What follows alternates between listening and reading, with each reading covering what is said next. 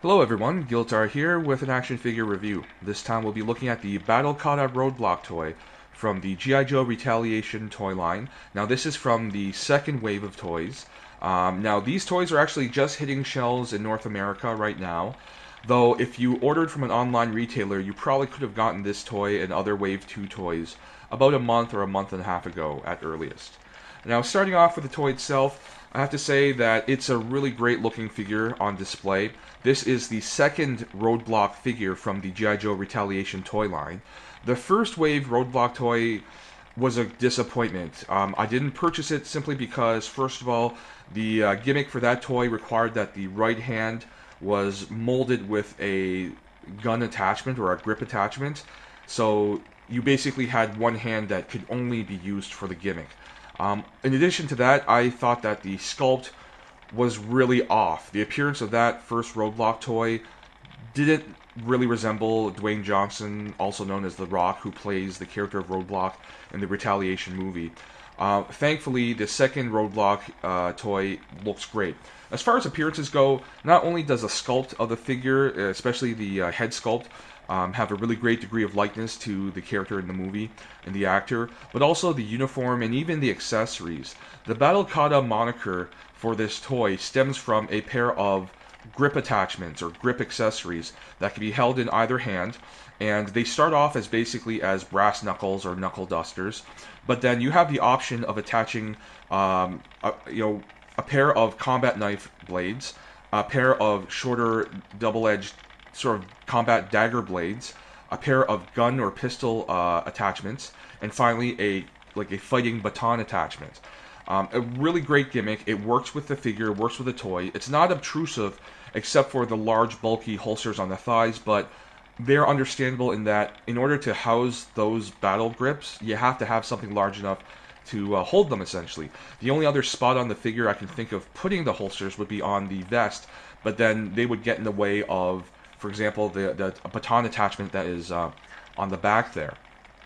The great thing about the toy is that even though the Battle Kata concept wasn't sort of formally announced in the movie, it wasn't like the character of Roadblock talked about it, but we did see visual elements in the movie that refer to a possible Battle Kata concept that was made up for the character of Roadblock and then was also translated to this toy.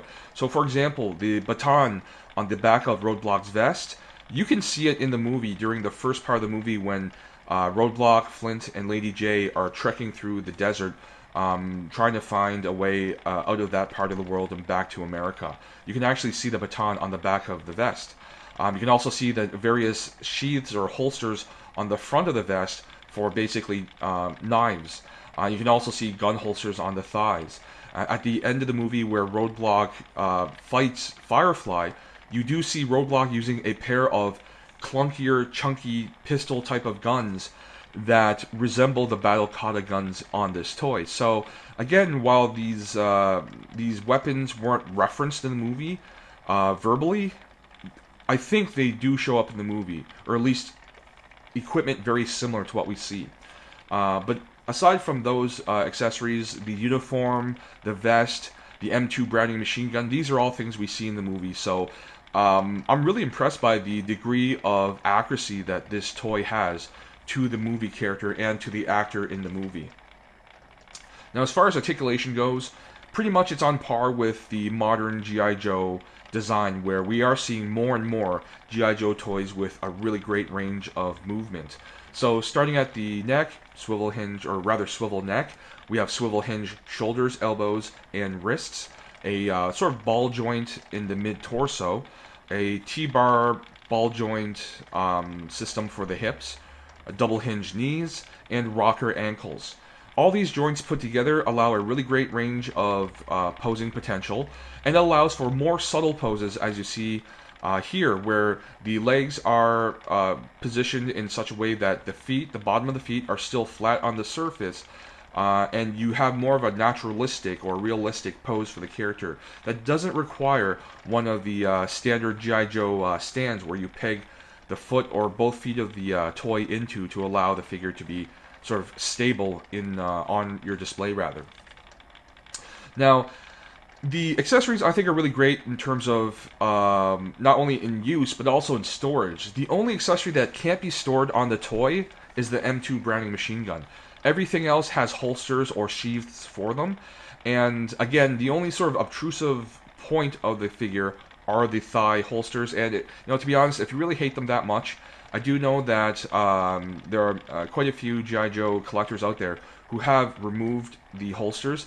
I don't know how they did it. I'm assuming they use something like an X-Acto knife to carefully pry off or sever whatever is attaching the holsters to the thighs of the toy. So let's take a look at the pros and cons of the toy. The pros definitely outweigh the cons, and I think the pros are far more significant. But starting off with the cons, I only have two things to note. First of all, the swivel neck. That is a curiously limited joint when you look at the rest of the articulation points on the toy. And again, the holsters are large. Now, the holsters, I think they are a con, but it's understandable. Like I said, in order to accommodate the battle kata grips and the gun attachments, you need something large enough to accommodate them. So to me, it's not even a great concern, but it is something that does stand out. Something that is less apparent is again the swivel neck joint. Though I can understand why it was chosen rather than a typical ball joint. I think that the toy sculptor might have thought that in order to retain the likeness to Dwayne Johnson and to the character design in the movie, you couldn't really have a neck that would be a little more obtrusive in visual appearance. To have a proper ball joint neck, you need something that is a little taller to allow the range of movement. And I think the reason why, again, the swivel joint was chosen over a ball joint was to retain the likeness to the actor and the character in the movie. And even then, it still has good range of left to right movement.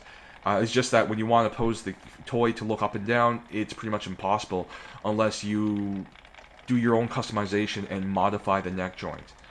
Now, those are the cons. As far as the pros go, all I can say it's the total package. First and foremost, not even as a Roadblock toy, but as a Roadblock toy that should be representing the character in Retaliation, it hits it on all marks. It's totally accurate in terms of a uniform, appearance of the equipment, the equipment itself, the sculpt of the toy as it compared to the actor. It's all there. Although I didn't notice the Arashikage tattoo on the character's forearm in the movie, so I don't know if that is something that is accurate.